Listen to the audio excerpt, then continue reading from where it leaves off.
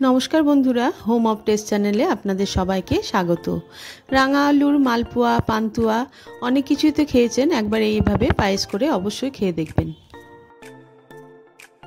আমি একটা বড় সাইজের রাঙা আলু মিহি করে কুচিয়ে নিয়েছি। 1.5 লিটার ফুল ফ্যাট দুধ ফুটিয়ে অর্ধেক করে রেখেছি। কিছু পরিমাণে আমন্ড বাদাম মিহি করে কুচিয়ে নিয়েছি। 3 টেবিল স্পুন নিয়েছি চিনি।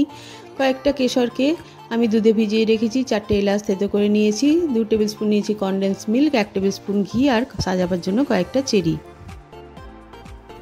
আমি প্রথমে একটা কড়াইয়ের মধ্যে 1 টেবিল স্পুন ঘি দিয়ে ঘিটা গরম হয়ে গেলে কুচিয়ে রাখা আমন্ড বাদামগুলোকে ভালোভাবে ভেজে তুলে রেখে দেবো।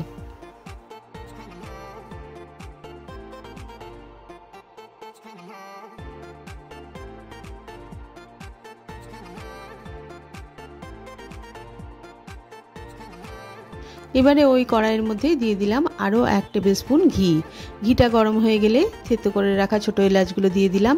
তারপরে মিহি করে কুচিয়ে রাখা রাঙা আলুগুলো 1 থেকে 2 মিনিট মতো ভালোভাবে ভেজে নেব। আমি এখানে মিহি করে কুচিয়ে নিয়েছি, আপনারা দরকার হলে গ্রেট করেও নিতে পারেন।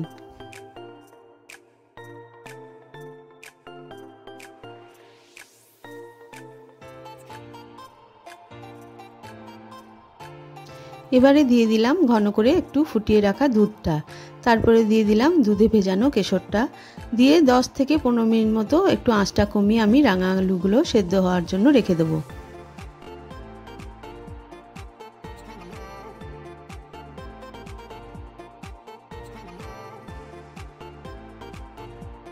মিনিট 15 পর দেখে নিলাম যে রাঙা আলুগুলো আমার ভালো মতো সেদ্ধ হয়ে গেছে আর দুধটাও বেশ ঘন হয়ে এসছে।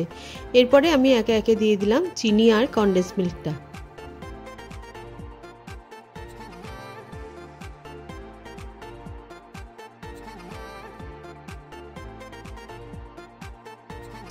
চিনিটা দিয়ে আমি আরও 10 মিনিট মতো ফুটিয়ে নিয়েছি।